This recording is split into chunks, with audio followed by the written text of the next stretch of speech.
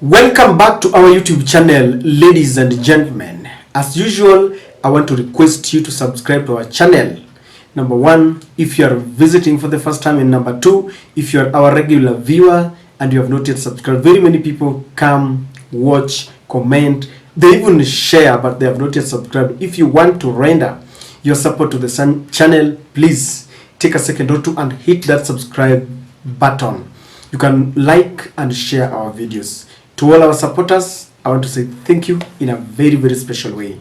Ladies and gentlemen, the Bible that I read tells me that Jesus used to preach and he used to tell his people, he who has got ears to hear and he who has got eyes to see.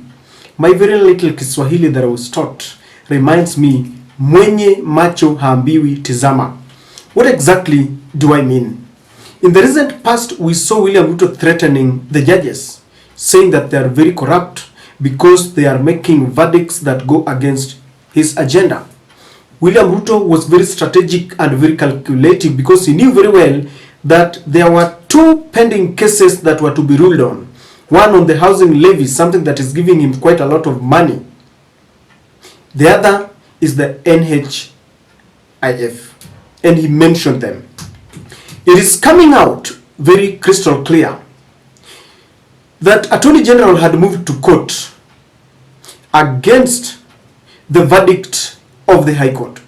Because when Okia Mutata went to court, the verdict came out and the finance bill that contained the housing levy, the part of the housing levy, was found out to be unconstitutional and very discriminatory. When that judgment came out, William Ruto was very unhappy, and the Attorney General and the lawyers that are representing the government moved very swiftly, and they convinced the judges, and I believe there were some threats. In light of what is now happening, they were threatened and they allowed the government to continue taking the housing levy until 10th of this month. Before the elapse of 10th, we have not even reached the 10th, the Attorney General went to the courts again, requesting, and in fact let me say compelling, the courts to allow the government to continue taking this money until 26th of this month. So the appellate court was to look at that request today, and this is the verdict. A win for Ruto as court okays collection of housing. The Court of Appeal has ordered the maintenance of a status quo on the collection of housing levy, meaning that Kenyans will continue paying for the fees pending a ruling on January 26th.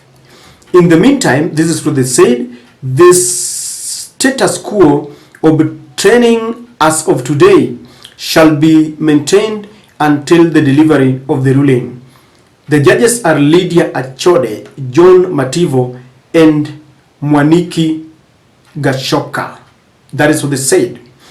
The order granted by the High Court was to lapse on January 10th, but CS Treasury moved to the appellate court, pleading with the judges to extend the conservatory order, allowing the government to continue collecting the controversial levy. I don't think he moved there to plead, he moved there to compel.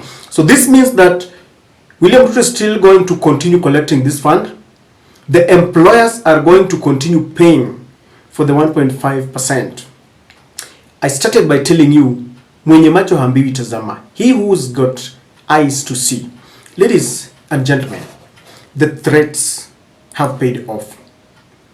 I told you yesterday that the warning that Madam Koome gave in whatever she sent to the newsrooms castigating William Ruto was as a result of pressure. I can assure you, these people have a working relationship, and there's nothing much she's going to do. They soaked their hands during the Supreme Court ruling, the presidential ruling, and with that she was cornered. There is nothing much she can do. And these are signs and symptoms of bad times. because William Ruto has his way, and I know he's laughing all the way. He knows very well he has scared them. You see, that threat was choreographed, very strategic. You know, these three judges need prayers, because if the government wants to threaten, it takes men and women with courage. And I'll give you an example why I think if the government decides to threaten, you need to be courageous for you to go against them. In 2017, I remember the Deputy Chief Justice Philomena Mwilu was threatened when her aide and security was shot just a day to a ruling that was supposed to look into whether it was proper for elections to continue when the CORD, was it NASA, had decided that they were boycotting the second election after Maraga had nullified the first ruling. So as they were preparing to rule, her security was shot at. Every human being has a price. Every human being has a life. And it takes men and women with courage. And if you see the judges maintaining the status quo, at the same time Kimani Ichung'wah has taken a bill to parliament reintroducing the housing levy, William Ruto threatening with a sword and telling them, I will no longer listen to your verdict, I will no longer obey.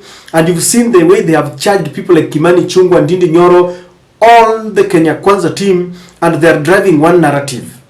Ya kwamba there's something happening, someone is trying to sabotage Ruto's agenda, and they're telling youths that someone does not want you to have houses. Ladies and gentlemen, whoever has ears to hear, if you have eyes, please see.